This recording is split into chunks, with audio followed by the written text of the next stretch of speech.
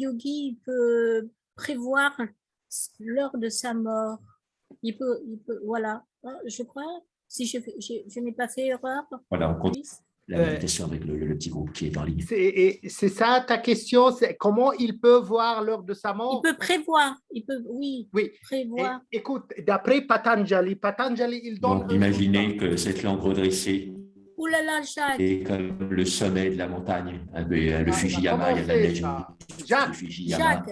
Jacques, donc, tu le peux... tronc, en particulier l'axe central du tronc, c'est le Fujiyama. Jacques, tu peux fermer le micro? C'est le sommet de la montagne. Tu peux désactiver ton micro, Jacques, s'il te plaît? Est-ce que vous m'entendez là? Alors oui, Luis. Tu m'entends? Oui. Oui, donc écoute, bien sûr, ce n'est pas aussi facile que ça. D'après Patanjali dans le Yoga Sutra, il donne un sutra. Il donne un sutra en appliquant le samyama, il dit. Sur ça, on peut y arriver. Amène beaucoup bien de sûr. paix et par derrière, donc de bonheur. C'est le hochement de Et tête. lui, je crois, il fait la méditation à toutes les pas hésiter à le rajouter aux pratiques. On parlait à la fin, sinon. Par ailleurs, oui. sur l'inspire, on redresse légèrement la tête. Il aurait fallu qu'il désactive sur son l'expire, on laisse aller un peu vers l'avant. Jacques, est-ce que tu t'adresses à nous ou bien tu as un groupe de méditation? On ne sait pas. Voilà, ça y est, il a fermé son micro. C'est bon. C'est bon, Louise. Oui, eh ben, il n'y a pas grand-chose à dire. Ce n'est pas une recette. Fais ça, tu peux en arriver, ça c'est sûr. Et surtout que ce chapitre des pouvoirs miraculeux chez Patanjali, c'est l'un des plus compliqués. Et là où il y a eu des interprétations très différentes et même contradictoires. Que veut dire le samyama d'abord? Et surtout que le samyama, c'est, d'après ce que dit Patanjali, quand on unit les trois derniers angas, ashtanga, anga, c'est-à-dire les trois derniers membres du yoga, c'est-à-dire dharan, dhyan et samadhi. Dharan, c'est la concentration, on peut traduire souvent par fixité. Dhyan, c'est le mobile, et samadhi, c'est l'absolu.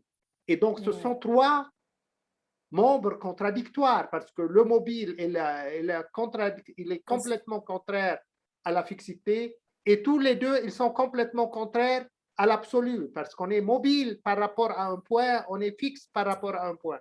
On n'est jamais, donc relativement, on est mobile et relativement, on est fixe.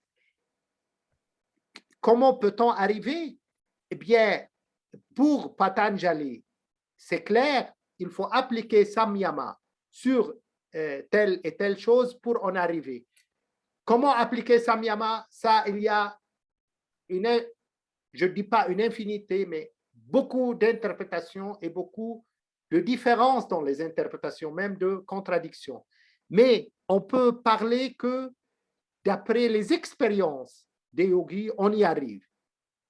Maintenant, chacun utilise une méthode qui lui est propre. Là, on a vu que Sainte Thérèse d'Avila a utilisé sa propre méditation, qui est une méditation chrétienne, mais elle a vu son heure de mort. Il y a plusieurs saints, même dans le soufisme. Ils sont arrivés à un moment où, à un stade où ils ont visionné leur heure de mort et ils ont connu, précisé que voilà, dans telle date, on va mourir. Et ça, c'est pas quelque chose de... C'est enregistré, c'est pas quelque chose d'imaginaire, c'est précis. C'est réel. C'est réel, oui, c'est réel, que ce soit chez les soufis, que ce soit chez les saints ou bien les yogis. Donc maintenant, la méthode, la manière dont ils disposent ou dont ils utilisent, ça diffère entre une tradition et une autre. Voilà. Mais bien sûr, c'est pas fait ça et ça, on y arrive. C'est tout un accomplissement, c'est toute une réalisation. Ah oui, ben, je ne savais pas que même chez les soufis, il y avait les saints soufis, ils pouvaient arriver à voir arriver l'heure de leur mort. Ils déterminaient l'heure de la mort. Plus que ça, ils peuvent même mourir quand ils veulent. et même chez les... je me rappelle là une anecdote. Est-ce possible? C'est Hein? sûr, ça? C'est sûr, ils peuvent déterminer l'heure de leur... Je vais vous raconter là pour conclure une anecdote chez les Hassidistes. Moi, j'en ai parlé dans un de mes livres, le Hassidisme. Donc, c'est un courant mystique juif, les Hassidismes, les Siddiques.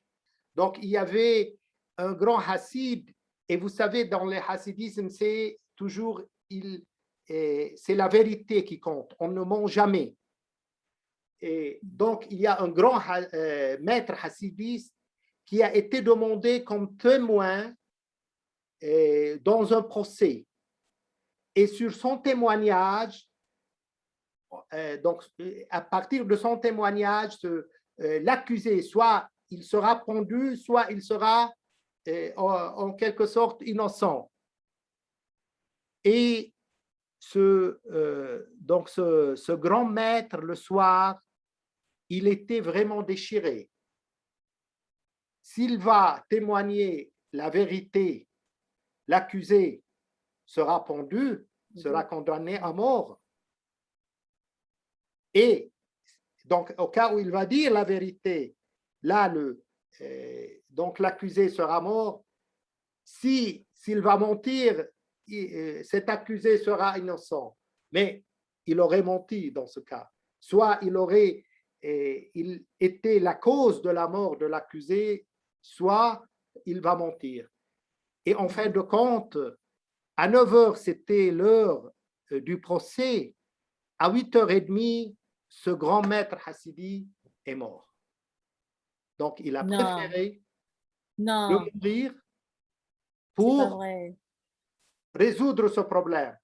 Soit il ne veut pas mentir, il ne veut pas être la cause de la mort de cet accusé, il a préféré de mourir lui-même. Donc, pour te dire que les grands maîtres même peuvent décider de l'heure. Ce n'est pas uniquement savoir l'heure de la mort, ils peuvent souvent décider de l'heure de la mort. Voilà, c'est toute une histoire.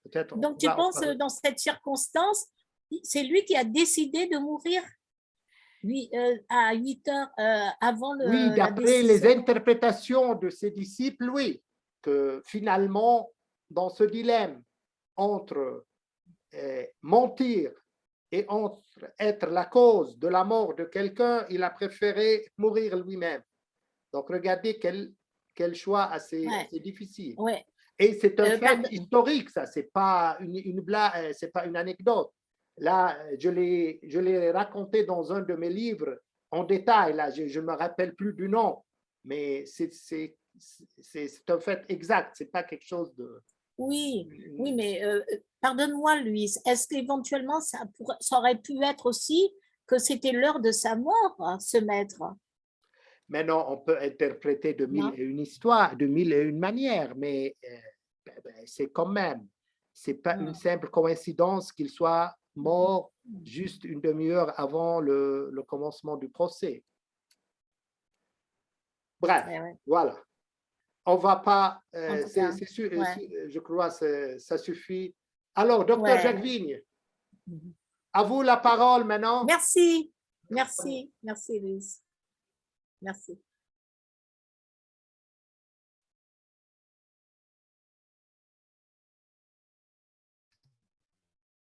Très bien, donc on va à la...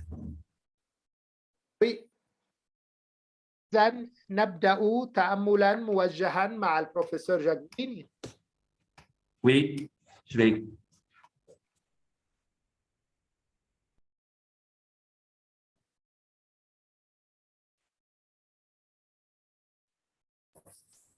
Donc, aujourd'hui, on va travailler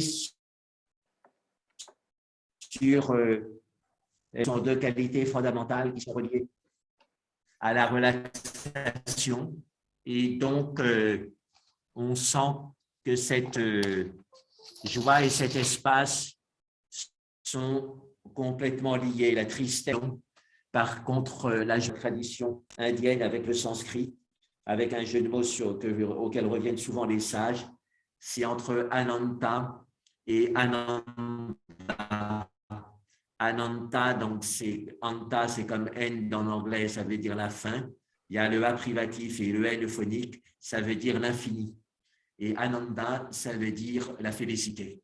Et donc, quand on ressent Ananta, c'est-à-dire l'espace infini, automatiquement la félicité vient. Et quand on ressent la félicité, automatiquement l'espace infini vient. Et donc, ce que je vous propose pour bien travailler cette notion toute simple, enfin dans l'idée, c'est de la sentir dans chacune des parties du corps. Ça permet d'aller vraiment dans le détail. La partie du corps, c'est comme l'enraciner dans cette partie du corps. Et vous savez qu'un arbre, il a besoin de beaucoup de racines pour être solide. Et donc, on peut imaginer cet arbre de la félicité infinie qui prend racine dans chacune des parties de notre corps. Et à ce moment-là, il sera très solide. Donc, on peut commencer par le sommet de la tête. Donc, on sent le sommet de la tête. Donc, il y a des petites sensations qui reviennent dans le cuir chevelu, qui sont limitées.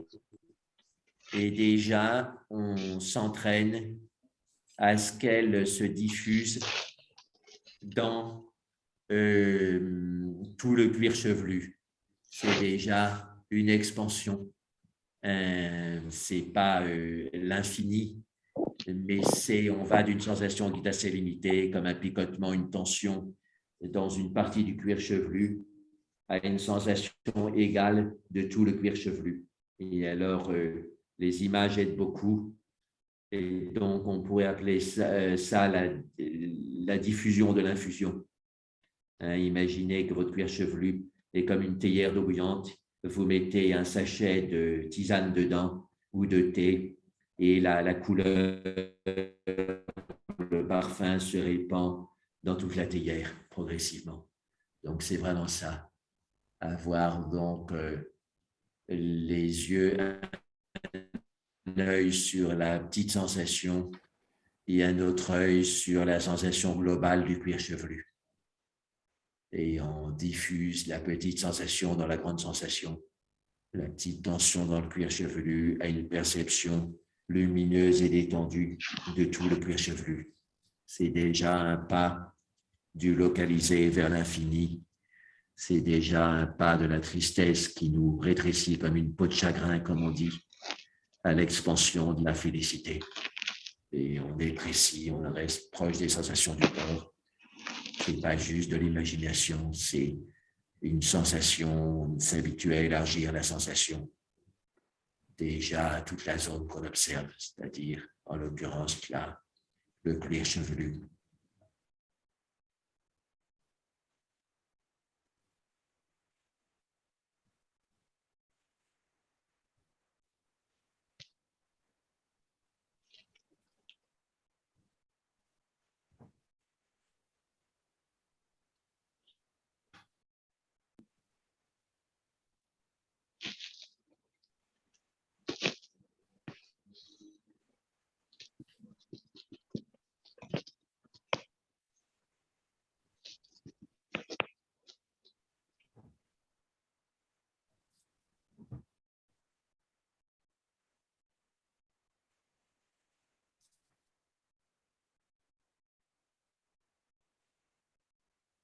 Maintenant, avec le visage, on ressent une tension qui remonte sur le visage, quelle qu'elle soit. On peut travailler sur la première directement. Et on fait la diffusion de l'infusion. C'est-à-dire, on ne reste pas limité, recroquevillé sur cette tension en disant « Tiens, le nez me gratte, il faudrait que je me gratte le nez, mais je ne peux pas me gratter le nez parce que je médite. » Voilà, on va au-delà de la petite sensation qui est aussi en général marquée par le j'aime ou j'aime pas. On n'aime pas que ça gratte, on aime se gratter. Voilà, on dépasse tout ça et on diffuse la sensation de base à tout le visage. Et là, on fait un pas vers l'infini et on fait un pas vers le bonheur.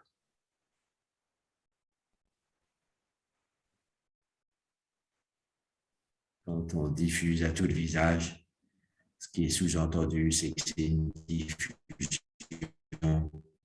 égale. Et l'égalité, l'égalisation, c'est une forme d'harmonisation et ça donne du bonheur.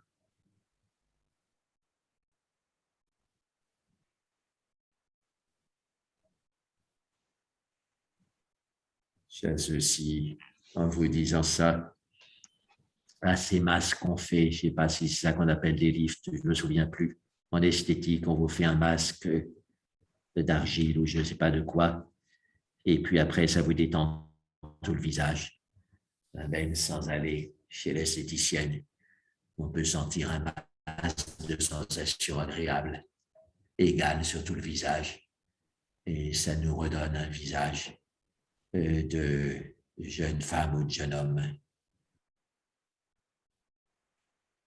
C'est la magie de la diffusion de l'infusion. On part d'une sensation un peu tensionnelle, soit liée à de l'avidité, soit liée à de l'aversion. En général, c'est un des deux. Et puis, on répand comme une infusion dans une théière à tout le visage. Et là, ça devient expansionnel, si l'on peut dire. Et cette expansion vers l'infini nous donne une joie quasi infinie.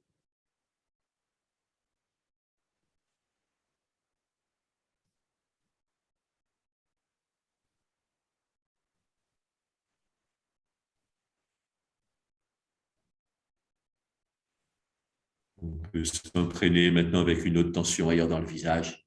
Ça peut être même à l'intérieur de la tête ou dans la bouche, dans la langue. On sent la tension qui remonte, le petit blocage qui remonte. Il revient une sensation globale de tout le visage et même par derrière, la bouche, le pharynx, l'intérieur du front. Et quand on détend, il n'y a plus de murs, il n'y a plus de murailles, il n'y a plus de murets, il n'y a plus de cloisons, il n'y a plus de paravent, il n'y a plus qu'un grand espace. Et dans ce grand espace, notre conscience peut s'élancer comme un cheval sur une plage qui se fait spontanément galoper sur une grande plage déserte.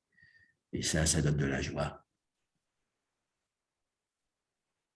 They say he is reactivated. What is this?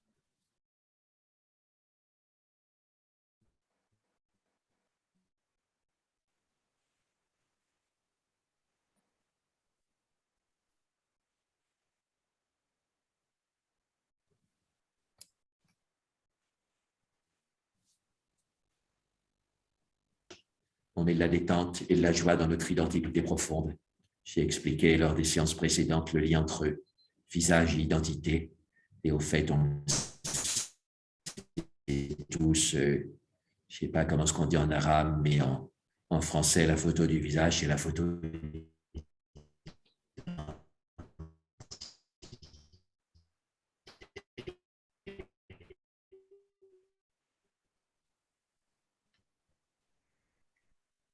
Donc, ça, régulièrement travailler sur notre visage pour d'être ce qu'on est. Dans la Bible, Dieu a dit « Je suis celui qui suis », mais nous, de façon peut-être plus modeste, on peut quand même dire « Je suis ce que je suis » en profondeur, pas notre aide sociale, pas notre masque avec les autres, mais ce sentiment d'être paisiblement, profondément, ici et maintenant, sans complication, sans maquillage, sans masque.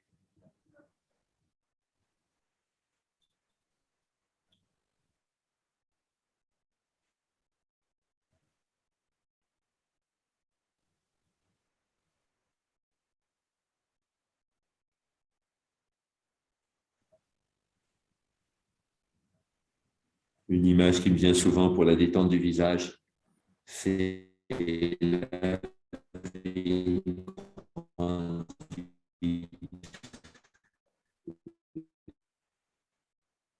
vous savez, les laveurs de vitres dans les tours, ils sont très bien équipés à vitre et ils passent un seul coup de visage quand on sait faire.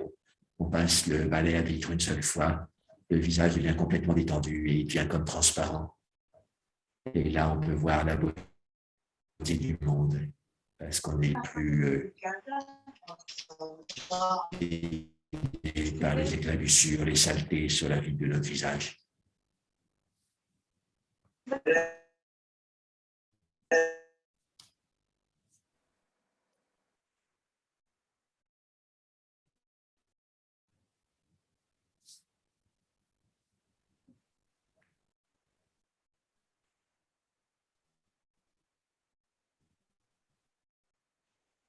On travaille en même temps et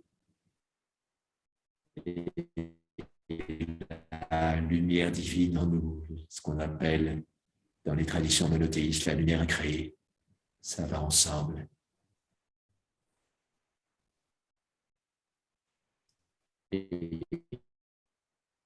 Et toutes les sensations, y compris la tristesse, dans cet espace ensoleillé comme brûle au soleil.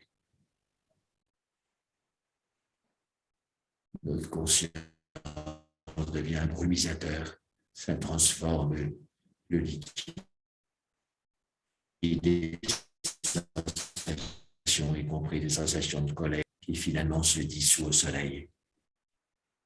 Le soleil joyeux du silence, le soleil silencieux de la joie.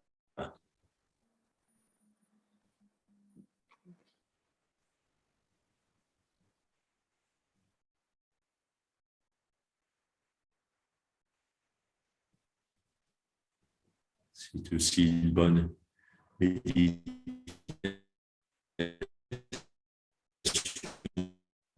pour se préparer à les souffles.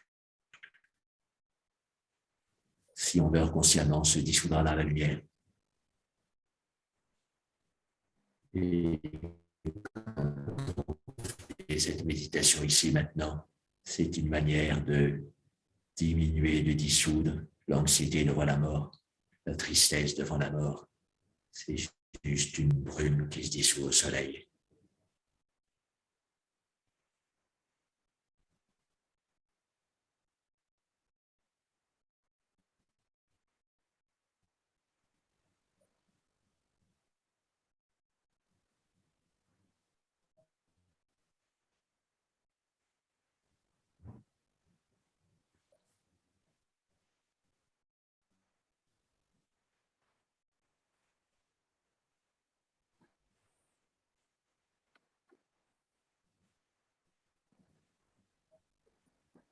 Maintenant, on fait le tour de la tête, côté droit de la tête.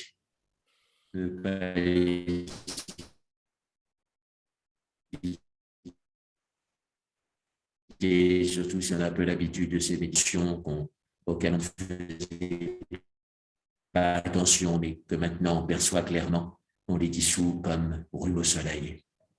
La tristesse qui est une contraction, un rétrécissement, peau de chagrin, comme on dit, s'élargit et devient sagesse.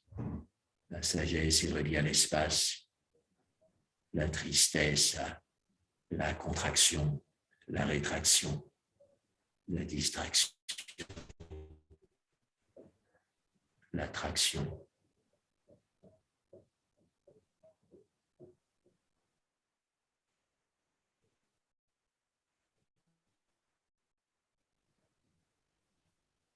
L'espace de sagesse efface la rétraction de la tristesse. L'espace efface.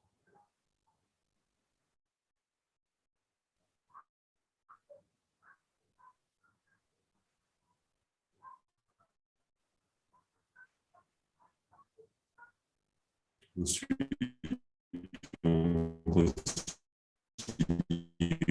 avec l'occiput, le haut de la nuque. On n'hésite pas à faire les contractions qui sont comme des prises de tête. On ne traite pas ces prises de tête par le mépris, c'est-à-dire on les prend bien en conscience, on les prend au sérieux, mais on les détend. Un peu comme on pose les mains sur la tête d'un enfant pour qu'on sente qu'on s'occupe de lui, qu'on fait attention à lui. Et tout de suite, il se détend. Donc, on ne traite pas les prises de tête par le mépris, mais par la prise.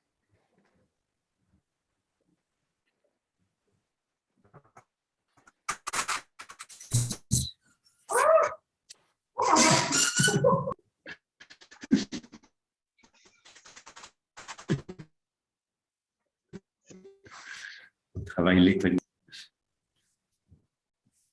Donc ensuite, on va vers le côté gauche de la tête. De nouveau, on rentre un peu à l'intérieur. Et on a ces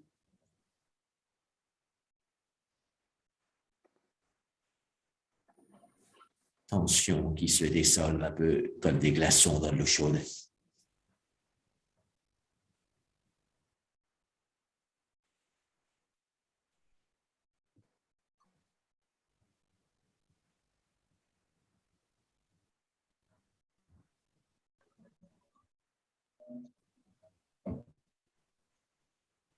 Donc, présent ce qui a été dit tout à l'heure.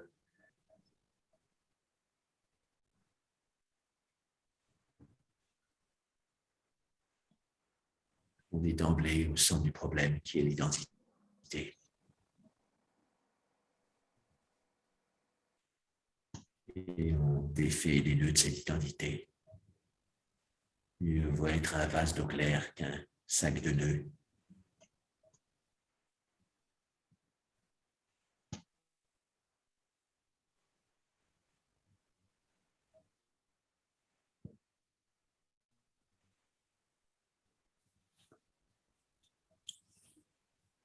Chez les Tibétains, l'offrande principale dans les rituels, c'est 7, des fois 11 vases d'eau claire. Et l'idée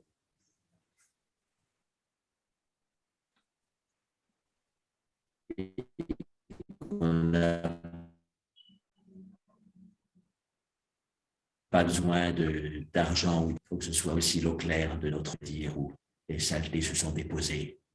La meilleure offrande pour les Bouddhas, les divinités, c'est la clarté de l'esprit.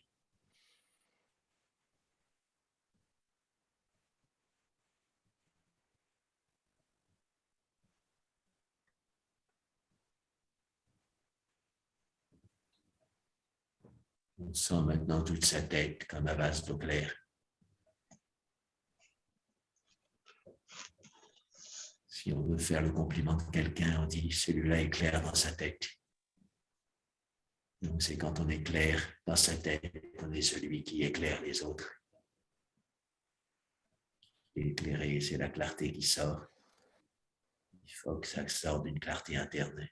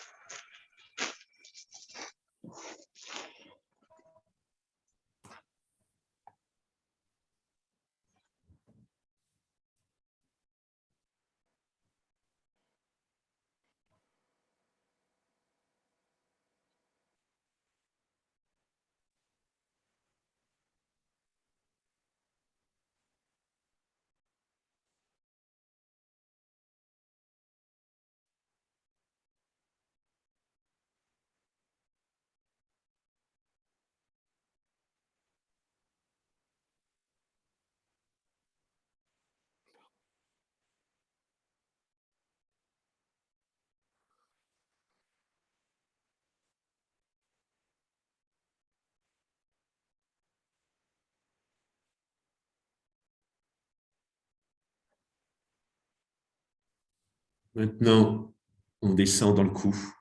Il y a beaucoup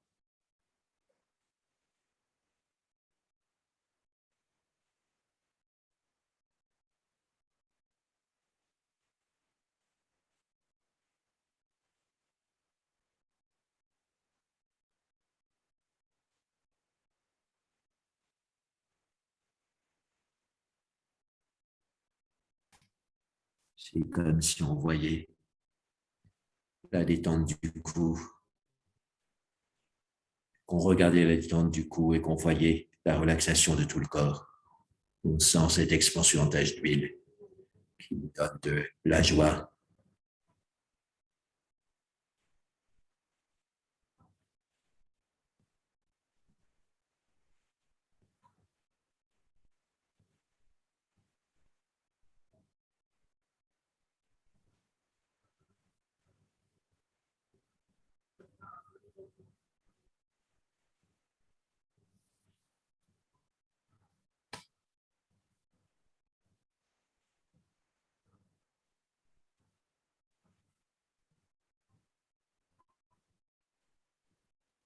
Maintenant, on descend dans le bras droit. On sent un flot qui emporte toutes les tensions du bras droit. Un flot qui descend, par exemple, vers la main droite. C'est un peu comme une rivière gelée l'hiver qui dégèle au printemps. Elle emporte tous les gros glaçons vers la mer. C'est comme si toutes les tensions de notre bras droit descendaient à travers la main dans le sol et étaient absorbées par le sol.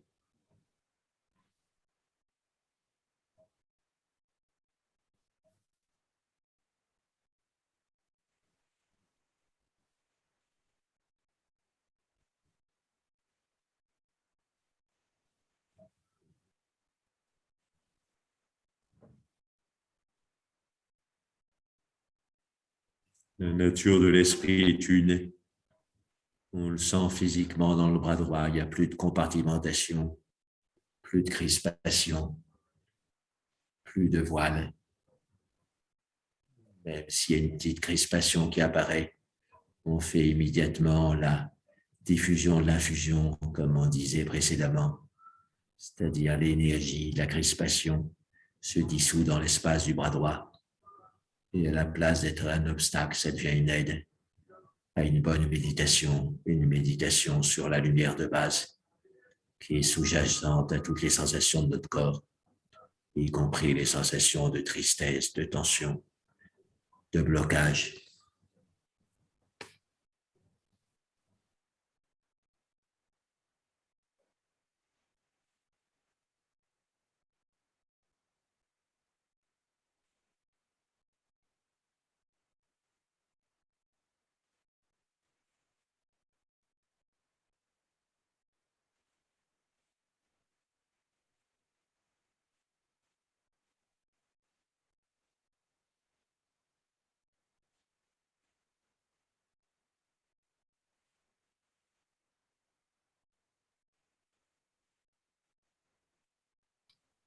Maintenant, on continue avec le bras gauche. C'est important d'avoir une sorte de courant, de flux quand on fait ce balayage du corps. J'ai un ami qui a fait aussi retraite de 10 jours de façon assez rapprochée avec le mouvement de Goenka. Et la question que posaient régulièrement les moniteurs, c'était est-ce que vous sentez le flux? À force de balayer le corps, on sent qu'il y a un flux qui est capable de dissoudre toutes nos tensions et de laisser la lumière de base imprégner toutes nos cellules. Donc, on descend dans le bras droit tranquillement. On sent l'influx du flux, l'influence du flux essentiel.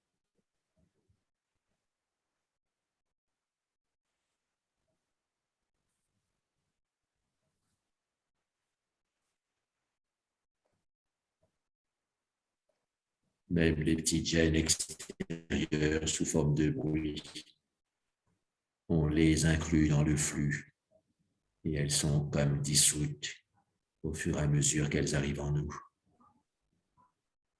Même qu'une rivière peut dissoudre des petites saletés qui tombent dedans, ou un petit ruisseau boueux qui conflue en elle. L'important, c'est que le flux soit bien éveillé, bien réveillé.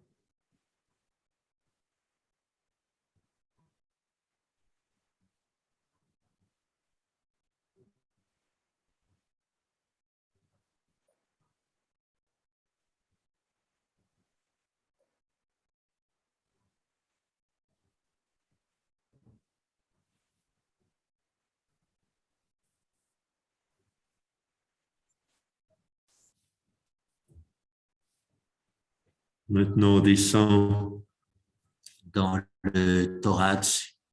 Il y a beaucoup de volumes différents dans le thorax. On essaie de tous les sentir. Et quand on sent qu'il y a une crispation, on la dissout dans l'espace du thorax. Et même quand on sent qu'il y a une zone qu'on ne réussit pas à sentir, c'est aussi une forme de tristesse. Je sens rien, il ne se passe rien, c'est mort. Ben, on attend patiemment qu'il y ait une sensation qui remonte. Et à ce moment-là, cette sensation, une tendance d'expansion, remplit tout l'espace du thorax. Et ça nous redonne de la joie d'avoir retrouvé une unification, une harmonisation. On travaille tranquillement sur le thorax.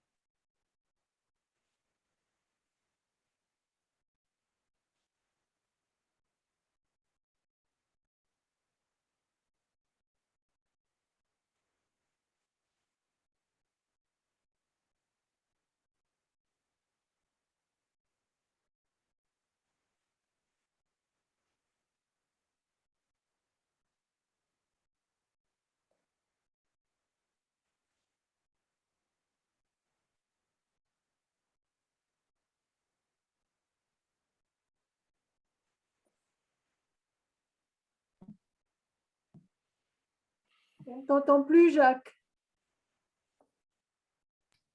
Oui, c'était volontaire parce que j'expliquais une méditation sur le bruit au groupe ici, mais comme vous n'avez pas de bruit, je vous la donnez pas, vous la connaissez de toute façon. Voilà, maintenant on continue avec l'abdomen. Et donc, on laisse remonter les sensations dans l'abdomen, quelles qu'elles soient, les petits nœuds, les petites spasmes, etc. Mais aussi, ça peut être du froid, du chaud, du picotement. Et puis, on accepte aussi des zones où il n'y a rien. Et dans tous les cas, on dissout.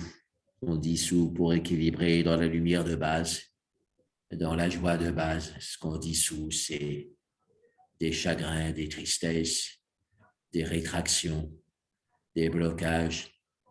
Et ce dans quoi ça se dissout, c'est l'espace qui efface, c'est la joie qui réjouit, c'est la conscience qui dilate, c'est la lumière qui dissout. Dissolution, solution, dissolution, résolution.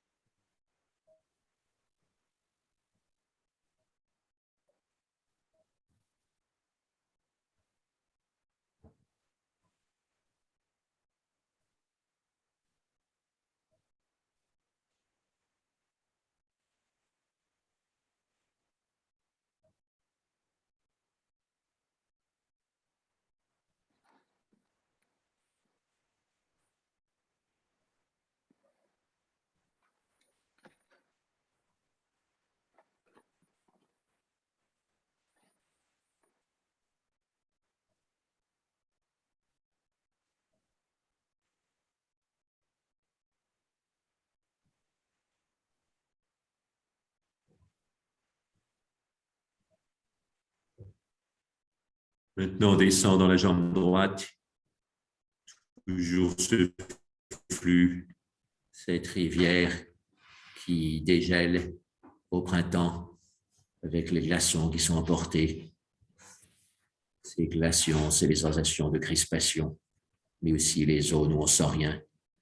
Et tout ça est unifié, vivifié, liquéfié dans le flux. Ça nous aide de passer des obstacles à la joie, du bruit au silence,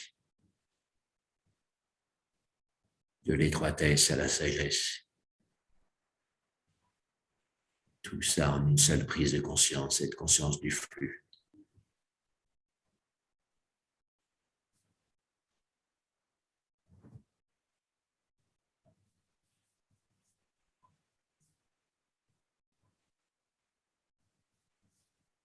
L'expérience spirituelle, c'est une influence, un influx. Et dans le corps, ça se traduit comme un flux.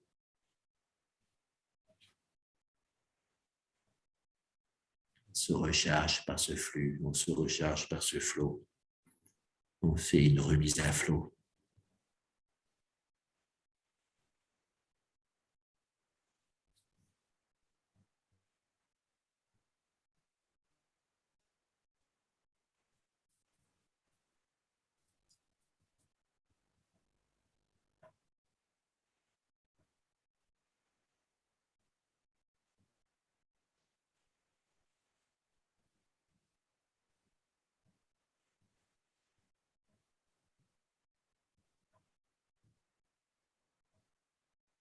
On sent les restrictions de tristesse qui se dissolvent dans l'espace de sagesse comme brume au soleil.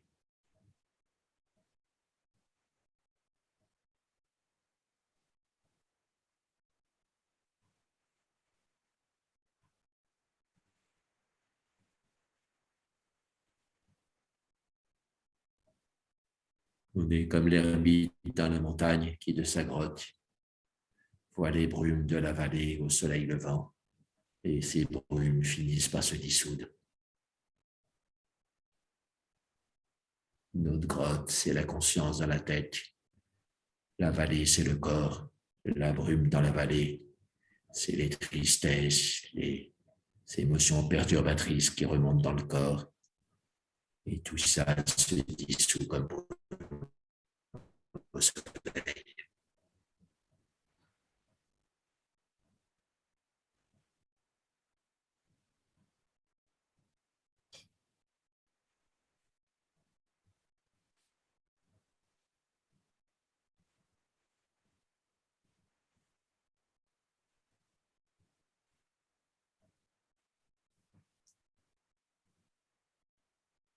Maintenant, avec la jambe gauche,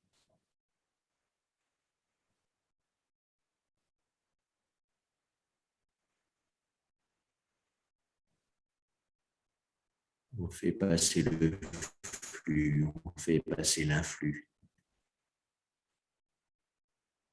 Ce qui était noueux devient spacieux. Ce qui était triste devient joyeux. Ce qui était blocage devient espace.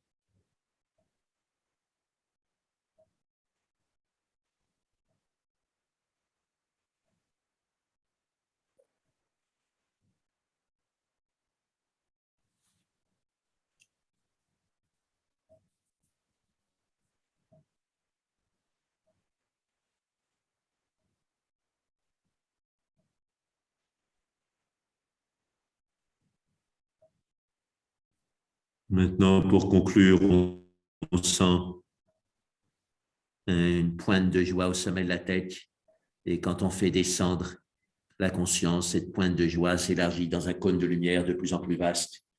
Et quand on arrive au niveau de la base du bassin, ça donne un cône quasiment infini, qui est le cône de la félicité non duelle, sans aucun obstacle, sans aucune cloison, sans aucun mur, sans aucune muraille, sans aucun voile.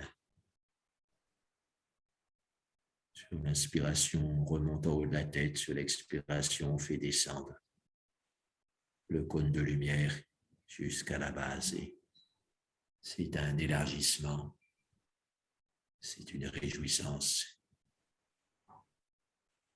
C'est l'élargissement de la réjouissance, c'est la réjouissance de l'élargissement.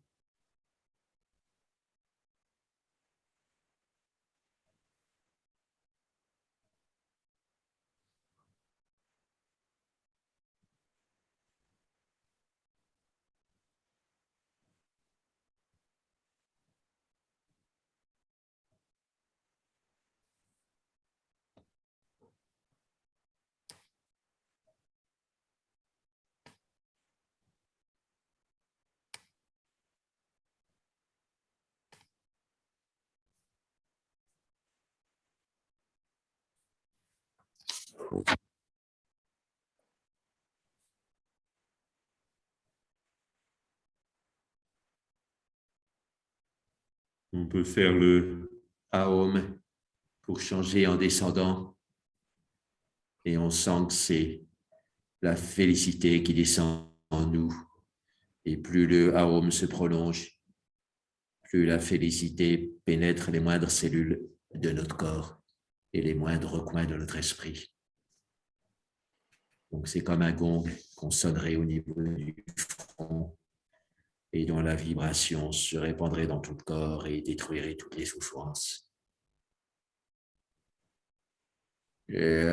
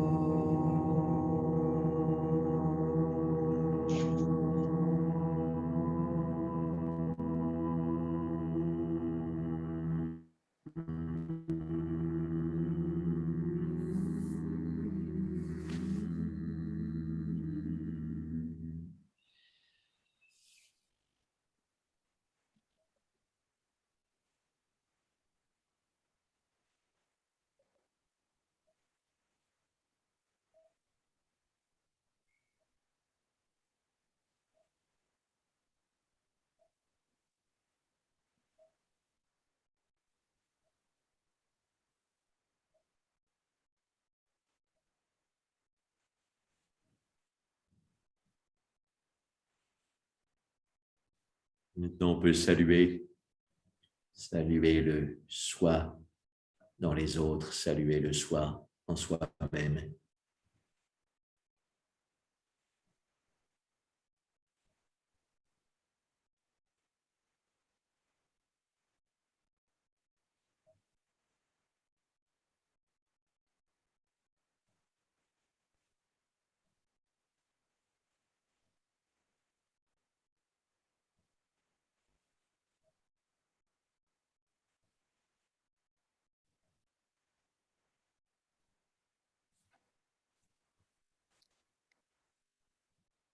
Voilà, donc maintenant le programme, hein, c'est donc on peut échanger un petit peu et puis après faire une pause.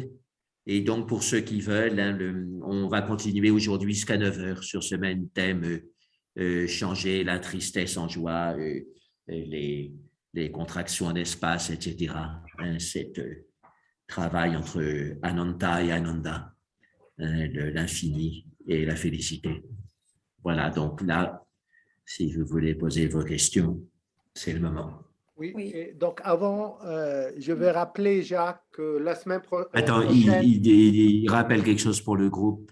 On va lui laisser la parole. Oui, mercredi tu voulais rappeler quoi? On aura la 4e interview, le 4e entretien avec Tenzin Palmo.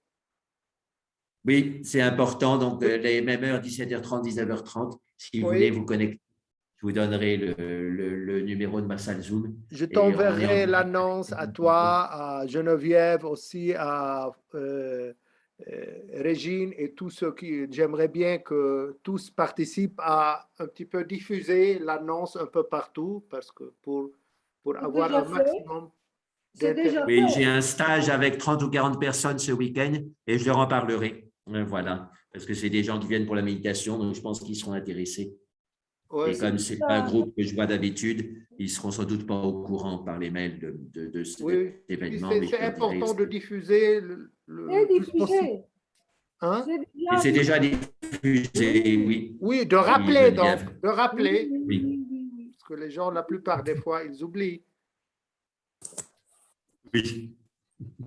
Voilà. Tenzin Palmo, c'est une Anglaise qui est depuis 60 ans moniale tibétaine et qui a médité pendant 11 ans et demi dans une grotte.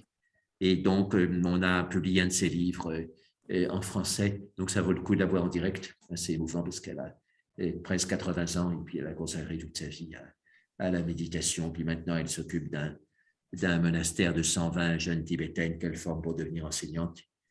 Donc, elle fait un beau travail.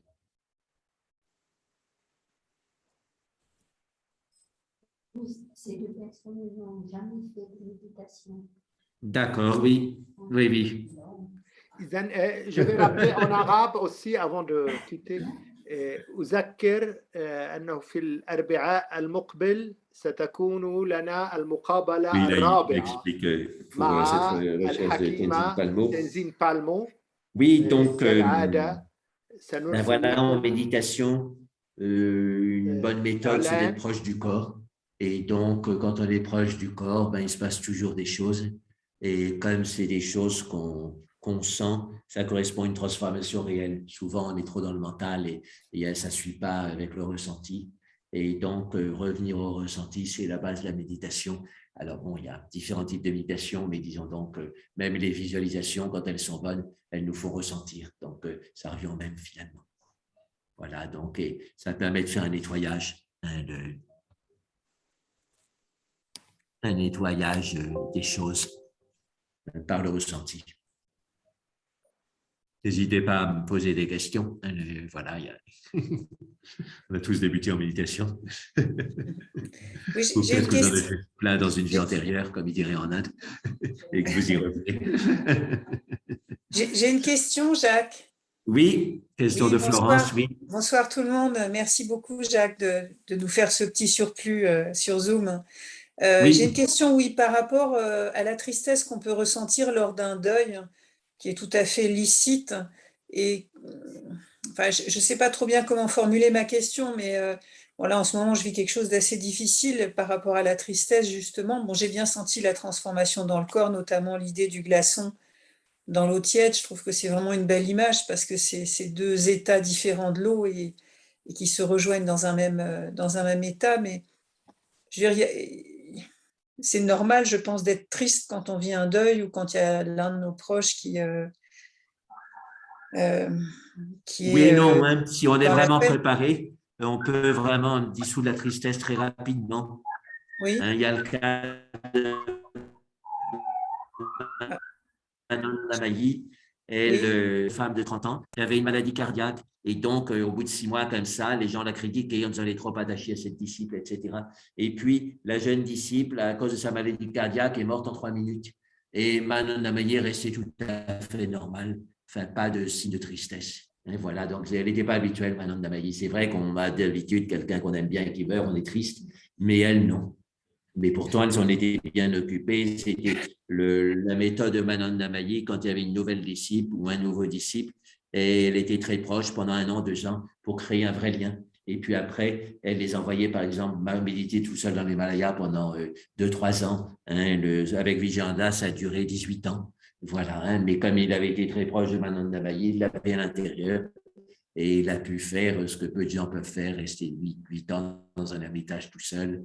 Et ensuite, autour de ça, de ces 8 ans, il était 10 ans dans un petit monastère où il n'y avait pas grand-chose qui se passait extérieurement. C'était vraiment la sadhana, quoi. Voilà, donc ça, c'est l'idée. Donc, plus on est préparé, moins la tristesse est forte. Hein. Il y a un peu de tristesse, mais elle passe vite parce que justement, on est préparé, on sait gérer tout ça.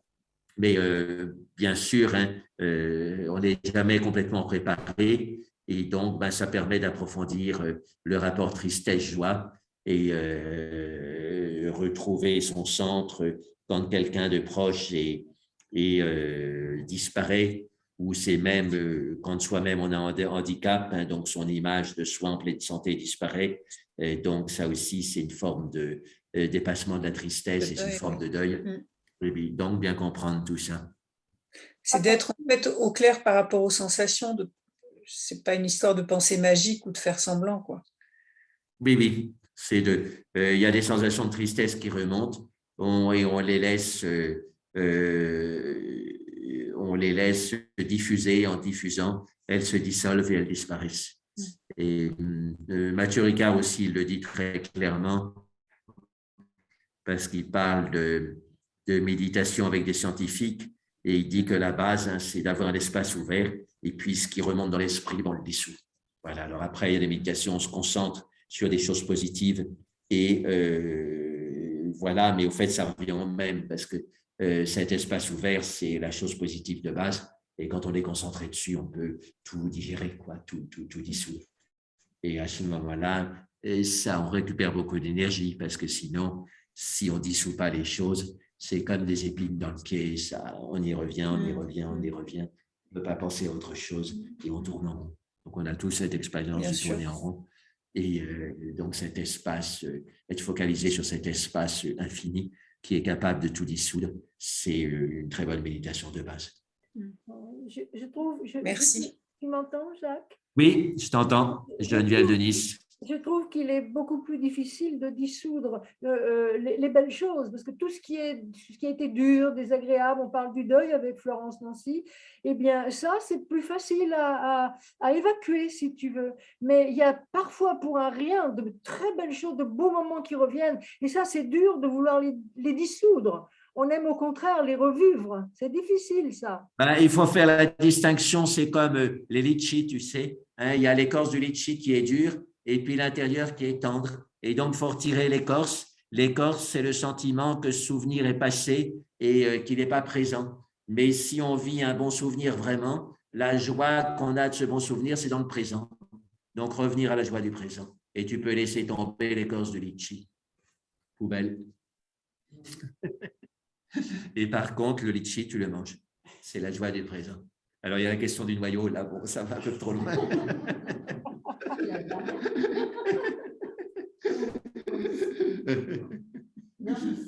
On le plante pour l'avenir, pour ses enfants. C'est tout à fait cette méditation. Parle fort, comme ça ils entendront. Cette méditation qu'on vient de faire, ce cône. Alors, c'est marrant parce que ce cône, dans ma tête, hein, oui. Voilà, effectivement, ça bouillonnait. Puis au fur et à mesure que tu as descendu, j'avais un point là, tu vois. Oui. Et puis après, je dis, à un moment donné, je dis, je tiendrai pas. Quand tu es arrivé là, il est parti. Oui, oui, c'est le pouvoir de la conscience. Voilà, et au fur et à mesure que comme si je dissolvais toutes les contractions que j'avais. C'est un peu comme un torrent qui descend dans la plaine et puis finalement débouche dans la mer. Exactement. Oui. Hein? Mais c'est marrant, c'est la première fois que je sens ça. Oui. Vous avez entendu là les gens du groupe Zoom? Non. Alors donc, c'est Rosalie Scottis qui organise ici le groupe et qui fait du yoga depuis combien de dizaines d'années? 50 ans. Qui fait du yoga depuis 50 ans. Et c'est une jeune fille de 84, Oui. c'est ça.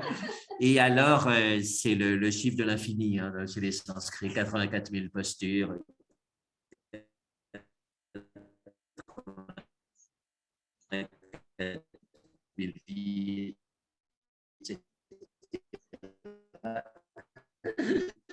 Voilà, donc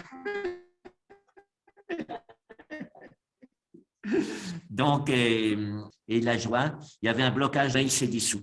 Voilà, et donc c'est le pouvoir de la conscience. Donc on peut faire des prendre des énergies et elles se dissolvent.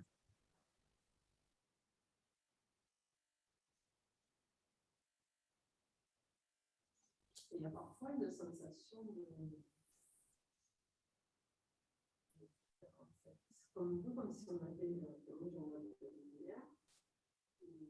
À la fin, c'est un peu comme s'il y avait comme un photophore nettoyé. Oui, oui, oui. Et c'est un vide qui est agréable ou désagréable ou neutre, d'accord. Comment après apporter plus de joie? Eh bien, c'est imaginer que l'espace devient lumineux. Donc, oui, il y a une expérience là. On sent qu'avec cette détente qui a un vide qui est neutre et comment y mettre de la joie. Eh bien, c'est par exemple en sentant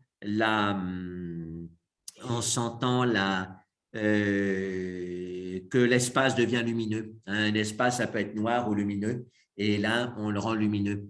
Mon maître spirituel, Swami Vijayanda, il disait si vous avez peur du vide, méditez sur l'océan de lumière. Lumière, voilà, ça fait peur. On voit ce que c'est.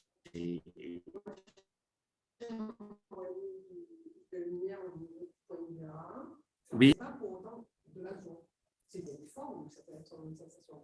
Oui. Alors, ce qu'il faut, c'est augmenter, faire l'expansion de la lumière. Tu vois, tu pars d'un point lumineux dans le corps, d'une zone lumineuse dans le corps, puis ensuite tu vas au-delà du corps, et l'expansion, ça donne de la joie. Et donc, on revient à Ananda, Ananda. C'est important d'avoir une expansion. D'où l'océan de lumière aussi, quand on ressent l'océan de lumière, ça fait une expansion de conscience, et là, ça donne de la joie, je dirais, automatiquement. On est fait comme ça. Pardon? Il faut du temps quand même. C'est un entraînement. Pour arriver à ça. Oui, oui, c'est un entraînement. C'est un entraînement. Et on a un centre dans le cerveau, ça c'est très intéressant. Enfin, on a deux centres dans le cerveau, on a un centre des obstacles et un centre de l'espace pur. Et on a remarqué que chez les méditants qui ont l'expérience, ils sont capables d'inhiber le centre des obstacles et de stimuler le centre des espaces purs, alors que chez les débutants, ils restent dans les obstacles. On pense aux problèmes, et un problème même mental.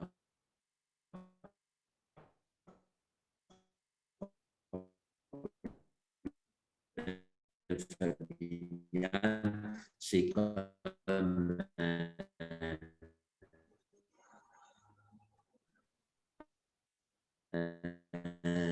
un obstacle dans l'espace. On est obligé de zigzaguer à travers le bel-frère, la belle-sœur, la belle-mère, etc. Et donc, il y a ces obstacles qui sont là, les obstacles avec les meubles. Il y a toujours des obstacles qui traînent ces obstacles avec lui. C'est de dissoudre ces obstacles. C'est pour ça que dans les textes mystiques, on parle, comme on dit dans Santus Salames, Hosanna Deus, ça veut dire, c'est la même racine que jour, c'est le ciel lumineux. Donc, la notion de Dieu est associée à la notion de ciel, d'espace pur. Et pour les bouddhistes, la base de tout, c'est la nature de l'esprit. Et il le voit aussi comme un espace infini. Jacques? Oui.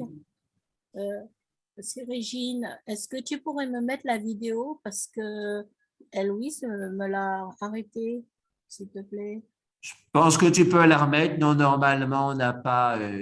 non, c'est à toi de la remettre. Hein. Non, je n'arrête pas d'essayer. C'est marqué, vous ne pouvez pas démarrer votre vidéo parce que c'est l'animateur qui l'a arrêté.